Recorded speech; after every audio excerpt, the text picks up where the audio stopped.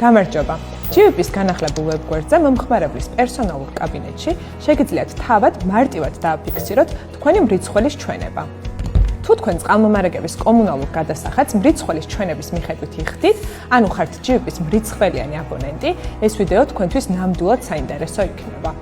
როგორც იცით, იმისთვის რომ თქვენი მიმდინარე გადასახადი დაფიქსირდეს და მიიღოთ ელექტრონული ქვითარი, აუცილებელია კომპანიას მიეწოდოთ ინფორმაცია თქვენი მრიცხველის მიმდინარე ჩვენების შესახებ.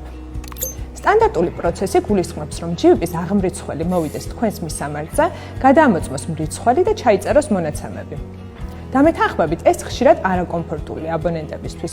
სწორედ ამიტომ GVP გთავაზობთ მარტივ და სწრაფ გზას მრიცხველის ჩვენების დაფიქსირებას ონლაინ, პირდაპირ მომხმარებლის პერსონალური კაბინეტიდან. შედით ვებგვერდზე GVP-G, გადადით თქვენს პერსონალურ კაბინეტში.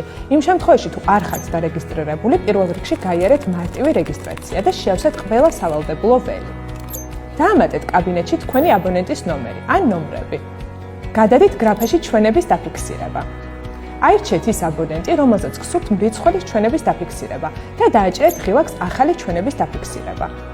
შეიყვანეთ მრიცხველის მიმდინარე ჩვენების ციფრები და გადაამოწმეთ მონაცემის სისწორე. დააჭერეთ ღილაკს დადასტურება.